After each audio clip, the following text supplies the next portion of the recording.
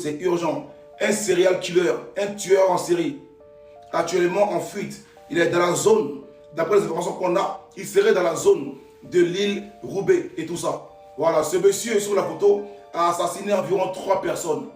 Il a assassiné sa propre fille, dont il a violé. Après, il l'a assassiné. Après l'avoir assassiné, il a pris la fuite pour rentrer en France et il est actuellement, d'après nos informations, dans la zone de l'île. Il faut partager cette vidéo massivement, que ça arrive à la police nationale. Cette vidéo doit tourner. Il faut partager cette vidéo massivement. Après avoir tué sa propre fille, et puis ce qu'on apprend, qui est encore grave, qui est encore énorme, c'est que ce monsieur-là, il couche avec son enfant. On me dit comme quoi la dernière fois, avant qu'il ja la fille qui est là, il a voulu d'abord coucher encore avec elle une dernière fois. Les filles alertent la famille parce que l'heure est grave. Justice pour Alexandra, une jeune fille qui a été vée et ja par son propre père. Vous voyez la fille qui est à côté d'elle, elle s'appelle Alexandra et c'est la fille du monsieur qui est à côté d'elle. Il s'appelle Soumaoro Ahmed et c'est lui qui l'a vée et c'est lui qui l'a ja. Il l'a vée jusqu'à il a grandi actuellement. Elle dit elle veut plus continuer dans cette vie là. Et lui il s'est fâché, il a pris ce qu'on peut pour découper oignons et tomates là. Il a ja sa fille. Quand il a fini de la ja, il allait jeter son corps dans la lagune. Il y a des histoires qui ne devraient jamais exister. Des histoires qu'on préférerait ne jamais raconter. Mais aussi, il y a des silences qui font plus de bruit que des cris. Bonjour mes amours, c'est Caramel.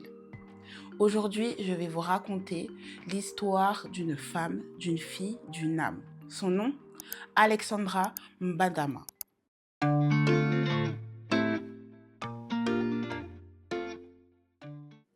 Avant d'être un nom dans une affaire, Alexandra était une présence. Une jeune femme discrète, souriante, réservée. Elle aimait parler avec ses amis, elle honorait toujours ses rendez-vous, elle avait cette façon d'être là, simplement. Personne n'aurait jamais imaginé que sa vie était déjà une prison invisible. Parce que parfois, les plus grandes souffrances ne laissent aucune trace. Le 15 décembre 2025, ce jour-là, Alexandra ne répond plus. Pas de message, pas d'appel, pas d'explication. Au début, ses amis pensent à un contretemps, puis l'inquiétude arrive. Et la peur s'installe. Alexandra ne disparaît pas comme ça. Les heures deviennent des jours, les jours deviennent une angoisse. Et peu à peu, un sentiment terrible s'installe. Quelque chose de grave venait de se passer, mais quoi, on ne le savait pas encore. Je suis une des amies d'Alexandra et désolée si j'ai un peu la voix tremblante parce que quand même on est toujours encore sous le choc. Donc son père, franchement, c'est un très grand manipulateur parce que c'est pas sa première fois. La première fois, il avait pris Alexandra pour la cacher quelque part et il nous a fait croire à nous, ses amis, qu'Alexandra avait disparu. Il nous a appelé à 6 h du matin pour nous dire, les filles, votre soeur a disparu. Attends, ma soeur, attends, je vais m'asseoir. Attends, je vais prendre un peu d'air, parce que l'affaire là, je veux autre chose. Non, attends. Abata. Non. Tout ça, même je ne sais pas encore dire tout ça. Abata. Pour nous dire, les filles, votre soeur a disparu, allez-y la chercher. On a fait le tour d'Abidjan, je vous le promets. Et j'avais comme l'impression qu'il mettait une puce sur nous. Il nous disait qu'il a tracé son téléphone, elle est à Bingerville. Dès qu'on arrive à l'entrée de Bingerville, il nous dit non, elle est à Makori. Dès qu'on arrive à Makori, il nous dit non, elle est dans un autre coin. C'est son travail, hein. Il a passé son temps à menacer tous les copains de la fille. Elle ne pouvait pas avoir de vie. Elle n'avait pas de vie. Dès qu'il apprend qu'elle a quelqu'un, il s'en va menacer le jeune homme. Donc lui-même, il voulait même plus entendre parler de la fille. On est parti là-bas et on lui a demandé, ah mais elle a disparu, tu sais pas où elle est? Il nous a dit non, il sait pas. Et il y a un de ses amis ce jour-là qui est arrivé chez lui et qui nous a dit, ah mais toi là, j'ai vu ton ancienne go là, elle était à la mosquée avec son nouveau gars. Donc on s'est regardé, on dit son gars comment? Il est comment? Et il y a un de ses amis ce jour-là qui est arrivé chez lui et qui nous a dit, ah mais toi là, j'ai vu ton ancienne go là, elle était à la mosquée avec son nouveau gars. Son gars comment? Il est comment? Il nous a décrit textuellement le père d'Alexandra. C'est là qu'on a su que c'était son papa parce que sa famille maternelle était très inquiète. Et on a contacté sa famille maternelle pour leur dire qu'Alexandra est avec son papa. Et ils ont réglé ça après. C'est un homme très violent. Il avait toujours dans ses voitures, dans chacune de ses voitures, il a des battes de baseball. Il est toujours prêt à en découdre. Dès que quelqu'un l'énerve dans la circulation, maintenant il ouvre son coffre, il te montre sa batte de baseball, il te demande, tu es sûr que tu veux te battre avec moi? Il a tué Alexandra et ensuite parti la jeter dans la lagune. Et son corps a été retrouvé après à Grand Bassam. Il y a quelqu'un qui est monté, qui a dit qu'ils ont voulu même reprendre le corps. C'est la vérité. Et heureusement qu'elle ne porte pas le nom de son papa. Sinon, ils allaient prendre le corps. Peut-être qu'ils allaient partir enterrer ou bien c'est qu'ils allaient partir faire après, on ne sait pas. Heureusement, il n'y a eu personne, même une délégation même pour demander pardon. Vous comprenez la partie là. La copine de la fille monte pour dire que le papa de la fille fait ça toujours. Que après, il enferme la fille dans une maison. Pour Mougou bien la fille, il déplace sa fille de chez lui. L'enfermer quelque part. Donc après, il appelle ses copines. Comme il travaille, la fille, elle est décoratrice. Elle travaille avec ses copines. Elle dit à ses copines qu'elle est à Bakori. Les filles vont courir pour aller la chercher là-bas. Elle dit non, elle n'est plus là-bas. C'est que le papa s'y joue avec les sentiments de ses copines pour leur dire qu'elle a disparu alors que c'est lui-même qui a fait disparaître sa fille. Qu'il fait ça depuis, c'est son habitude. Maintenant, cette fois-ci, il a déjà la fille. Écoutez, hein, il y a un autre ami qui a vu le papa avec sa fille. Donc l'ami qui a vu le papa avec sa fille croyait que c'est son gars. Et il les a vus où? À la mosquée. Voilà ça. On peut être musulman, prier 50 fois par jour et puis déranger, faire des trucs bizarres comme ça. Il a vu où? L'ami l'a vu où? Il a vu le père avec sa fille à la mosquée. Et lui, l'ami s'y croyait que c'était son copain, alors que c'est son père. Vous avez vu, non? Il a joué sur l'émotion de ses copines pour leur dire de chercher leur copine. Alors que lui-même, il est avec la fille à la mosquée. Et puis, il joue comme, les deux marchaient comme c'est des gens qui sont en couple alors que c'est son père. La fille ne veut pas avoir de copain. Pendant 10 ans, il mougoussait Alexandra. On peut faire ça. L'histoire se passe en Côte d'Ivoire. Actuellement, les parallèles des Ivoiriens, ça chauffe là-bas. Justice pour cette fille. Ceux qui changent le nom de leur enfant quand leur papa fuit là. Ils ont raison. Hein? Il voulait, après avoir dit à la fille jetée dans la lagune, il voulait prendre le corps. Mais comme la fille ne signait pas son nom, il ne peut pas prendre son corps. C'est ça même qui a trahi la fille, que la fille s'est laissée faire parce que la fille ne signait pas son nom. La fille sait qu'on lui a dit que c'est son papa. Mais la fille mougoussait avec lui, comme les deux ne signaient pas même nom. La maman a changé le nom. Pour comprendre ce qui s'est passé, il faut revenir en arrière. Pendant les premières années de sa vie, Alexandra n'a pas connu son père. Il n'était pas là, il ne l'avait pas reconnu. Quand il revient dans sa vie, elle a déjà 14-15 ans. À cet âge-là, une fille n'attend qu'une chose, être aimée par son père. Alexandra, elle avait attendu cette affection pendant longtemps. Alors, quand il arrive enfin, elle ouvre son cœur sans savoir que cet amour allait devenir une chaîne. Au début, tout ressemble à un rêve. Il l'aide, il la soutient, il lui offre ce qu'elle n'a jamais eu, des cadeaux, des études, un avenir. Alexandra croit enfin avoir trouvé ce qu'elle cherchait, ce qu'elle attendait, un père. Mais, petit à petit, quelque chose change. L'amour devient contrôle, l'attention devient surveillance, la protection devient encadrement. Selon les confidences qu'elle ferait plus tard, Alexandra aurait vécu pendant des années sous une emprise psychologique profonde. Et dans ce type de relation, le plus difficile n'est pas de partir, mais de comprendre que nous sommes prisonnières. Alexandra se tait par honte, par peur, par loyauté. Elle protège ses frères, elle protège sa famille, elle protège même celui qui lui fait du mal. Parce qu'elle pense encore, c'est mon père. Et pendant longtemps, personne ne sait vraiment ce qu'il vit. Même la ménagère de son père, selon les témoignages, aurait vu des choses, mais n'aurait pas osé parler. Dans certaines familles, le silence est une règle. Puis, un jour, Alexandra rencontre quelqu'un, un homme qui lui parle autrement, qui la regarde autrement. Pour la première fois, elle se sent libre et c'est là que tout bascule. Selon les informations rapportées, son père aurait contacté son nouveau compagnon. Alexandra reçoit l'appel de son petit ami.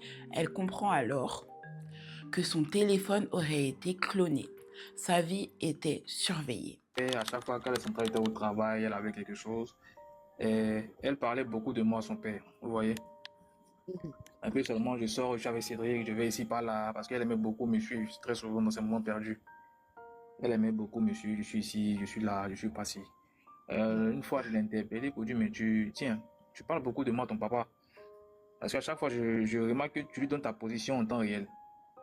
Chaque heure, chaque minute. Une fois que tu dois aller quelque part, même si c'est à la boutique ou bien tu dois sortir pour aller faire quelque chose, il est informé de tout. Merci la mère. Elle m'a dit, mais tiens, bon, c'est mon papa, hein, donc je l'informe de tout ce que je fais en journée. Je l'informe, même quand je rentre les soirs, je lui fais le résumé. D'accord, il n'y a pas de problème, c'est normal, c'est ton papa. Euh, Jusqu'au jour, je crois, 3 semaines après, il était un vendredi, à 19h par là, elle et moi, on était en communication. Il y avait un numéro qui ne cessait d'insister pour me joindre. Et bon, je lui ai dit, bon, comme ça, bon, tiens, il y a un numéro qui essaie de me joindre, donc permet que je puisse prendre l'appel, je te reviens. Et du coup, je prends l'appel. Il y a une voix qui me dit par là, bonsoir monsieur, je salue. Il me dit, bah, comment vous allez? Je vais bien. Je suis le père Alexandra. Je vous appelle à son insu. Voilà, c'est urgent. C'est très urgent. Oui, c'est urgent. Il dit oui, c'est urgent. Et qu'il ne voudrait pas que je dise à Alexandra qu'il m'a appelé. Mais qu'il voudrait me voir. Nous étions le vendredi 19h. Si je ne suis pas disponible maintenant, demain matin ou dimanche, qu'on se voie. Et c'est très urgent. Bon, ça m'a paru bizarre. Je ne te connais pas, tu m'appelles sur un numéro inconnu. C'est son papa, tu veux me voir généralement. Il n'y a pas de problème, c'est compris. On va voir dans la mesure du possible comment on va s'y rencontrer. Et que j'étais convalescent, je ne peux pas trop me déplacer. Donc je lui ai dit, je vais faire un effort et puis si j'ai pu sortir de la maison, je le ferai signe, on va se croiser. Suite à ça, on ne s'est pas rencontrés, les jours sont passés. Et je crois 2 semaines après, c'était un lundi. Elle et moi sommes sortis, on partait faire son action. Et au retour de notre course, bon, c'était quelque chose qui me pesait un peu sur le cœur parce que bon, il y a un numéro qui m'a appelé, on ne s'est pas rencontré, je ne sais pas si c'est vraiment son papa. Donc, je vais avoir la certitude. Je lui ai dit, bah tiens, il y a un numéro inconnu qui m'a appelé, qui m'a dit qu'il est ton papa. Il dit qu'il est ton papa et il a voulu me voir à ton insu sans que je te dise. À peine j'ai terminé ma phrase, elle m'a dit, je le savais. Je savais qu'il allait t'appeler. Je lui ai dit, comment ça, tu savais qu'il allait m'appeler? Elle dit, j'ai voulu te poser la question, bien avant même que tu me poses la question, que tu me dises, pardon. Il m'a contacté. J'ai dit, comment ça? Elle dit, à chaque fois quand je cause avec quelqu'un, il appelle ce dernier-là, à chaque fois. Elle dit, bon, dans tous les cas, un peu jaloux, peut-être un peu... Donc ça peut être normal. Je ne vois pas d'inconvénient. Mais là, tout de suite, le visage d'Alexandra a changé. Elle était rentrée dans une colère que je n'avais jamais vue dans ce total en tout cas. Elle a changé de comportement, elle a commencé à me parler, non, et c'est pas normal, pourquoi il fait ci, pourquoi il fait ça. Donc je l'ai rassuré tout de suite, je l'ai dissuadé, mais pour ne pas dire rassurer, de ne pas aller faire un tapage à son papa, de lui dire quoi que ce soit. Non, papa, non, c'est un papa. Parce que pour moi, je ne le connaissais pas. Donc je me suis mis à la place de son père. Oui, c'est normal, ça peut arriver. Elle dit, mais je suis une grande fille, pourquoi il fait ça qui n'est pas à son premier forfait à chaque fois? Il dit, bon, à chaque fois il le fait, mais là, c'est pas le sujet. Voilà, les jours sont passés, je t'ai parlé de ça parce que ça m'intriguait un peu. Est-ce que c'est vraiment son papa qui m'a appelé? Est-ce que c'est pas une personne lambda ou bien je ne sais même pas si c'est peut-être un de tes, je sais pas quoi, prétendants. Elle m'a rassuré qu'ils sont son papa.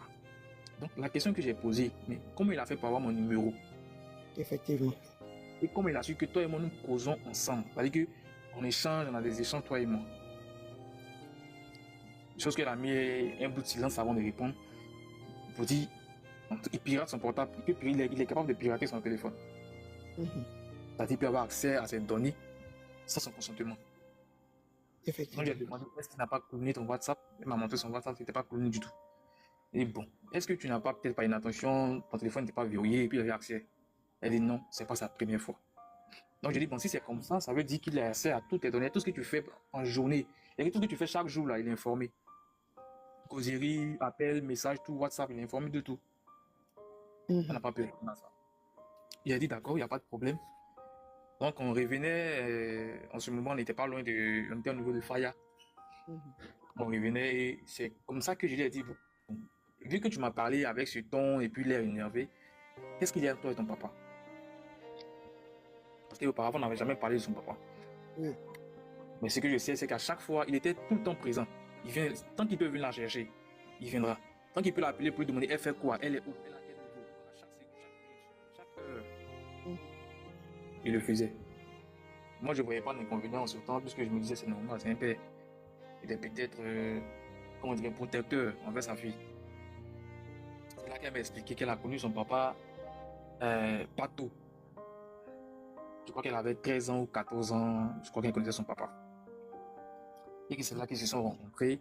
Et qu'avant qu'il soit son papa, c'était un monsieur qui lui donnait des conseils, il se parlait, il disait des choses. En tout cas, c'était comme un père pour elle. Donc, j'ai lancé une phrase pour me moquer d'elle, pour dire, mais attends, c'était pas ton sugar daddy avant que tu le rencontres? Et Mais- tellement tu ne pensais pas que c'est son papa, quoi. Pardon? Tellement tu ne pensais pas que c'était son papa, tu dis Sugar Daddy? Non, pas que je pensais pas que c'était son papa. Elle m'a dit avant qu'elle ne sache que, c'est-à-dire avant qu'elle rencontre son vrai père, ce Ah, monsieur-là, déjà, ils causaient ensemble. C'était comme, c'est-à-dire, il lui donnait des conseils, un vieux père du quartier, il lui parlait et tout. Donc j'ai dit, mais est-ce que vous deux, il y avait quelque chose qui s'est passé avant que tu ne saches que c'est ton papa? Parce que tel que tu es en train de me parler là, c'est comme si tu le connaissais, mais tu ne savais pas que c'était ton vrai père. Et là, du coup, j'ai lancé une phrase moqueur. Si elle m'insultait, tu es malade, pourquoi tu dis ça? Puis on a commencé à rire. On a continué le chemin. Mais après, ça m'a paru un peu bizarre. Parce que ce qu'elle m'a dit, quand j'ai essayé de. Parce que quand elle a commencé à parler, quand j'ai parlé, elle a reformulé sa phrase. J'ai dit, mais tu as connu ton papa, tu as connu ton papa. Elle dit, avant que tu saches que c'est ton papa, il était comme un tonton du quartier, une oreille attentive, il te donnait des conseils. Est-ce qu'il n'y a pas eu de sentiments et des trucs entre vous deux? Elle dit non, c'est parce que moi j'ai mal compris, c'est parce qu'elle a dit, elle a simplement dit que avant d'être un père, il donne des conseils. Elle dit bon d'accord, tant mieux. Je pense que j'ai mal compris, j'ai pas de problème, c'est compris. On reste là. Elle m'a dit qu'elle va rentrer à la maison, elle va aller lui faire les histoires. À cet instant précis, quelque chose se brise en elle. Elle se confie enfin à sa meilleure amie. Pour la première fois, elle prononce les mots qu'elle n'avait jamais osé dire. Je ne veux plus vivre comme ça. Alexandra décide de parler, de dire non, de se libérer et de briser ses chaînes. Elle affronte son père. Selon les témoignages, la discussion devient une dispute violente parce que pour celui qui contrôle, perdre sa victime est insupportable. Ce jour-là, Alexandra tente de briser sa cage et après cela, personne ne la voit. Après plusieurs jours de recherche, la vérité tombe. Le corps d'Alexandra est retrouvé. Les détails sont difficiles à entendre. Son corps aurait été violemment frappé, marqué de blessures et abandonné, emballé dans des sacs plastiques. Une vie réduite à un silence. Après les faits, son père aurait emmené les enfants ainsi que la ménagère chez ses proches avant de prendre la fuite. Aujourd'hui, il est activement recherché. Alexandra n'est pas seulement une victime, elle est le symbole de toutes ces femmes qui vivent sous emprise, de toutes ces filles qui confondent amour avec domination, de toutes ces familles où le silence protège le coupable et détruit l'innocent. Mes amours, on dit souvent le temps efface tout, mais certaines blessures ne doivent jamais être effacées. Parce que tant que l'histoire d'Alexandra sera racontée, elle continuera d'exister. Alors je vous pose cette question. Peut-on encore appeler père celui qui détruit sa fille? Est-ce un crime passionnel ou le résultat d'une emprise monstrueuse? Alexandra avait un avenir, des rêves, une lumière et aujourd'hui, son sang réclame justice. Chaque jour, des femmes, des filles et même des hommes subissent des violences. Des regards qui font peur, des gestes qui détruisent et des mots qui blessent. Les violences basées sur le genre ne sont pas que des histoires de couple. Elles brisent des vies, des familles, des avenirs. Le silence protège l'agresseur, la parole protège la victime. Tu es témoin, parle. Tu es victime, tu n'es pas seul. Ensemble, faisons reculer les violences basées sur le genre, parce que chaque voix compte et chaque vie mérite d'être vécue.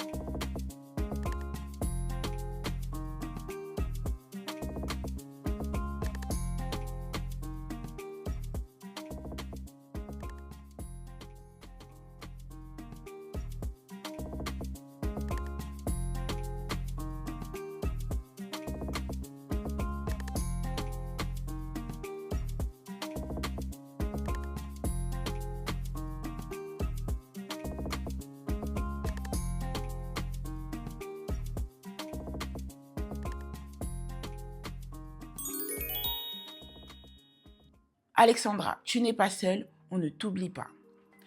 Voilà, ainsi s'achève l'histoire d'Alexandra. Je reviendrai avec une autre vidéo sur cette affaire s'il y a du nouveau. Mais en attendant, je vous invite à vous abonner sur ma chaîne, commenter, liker, booster cette vidéo pour qu'elle ait plus de visibilité et activer la cloche de notification pour ne rien manquer de mes prochaines vidéos. Je vous fais de gros bisous et je vous dis à très vite.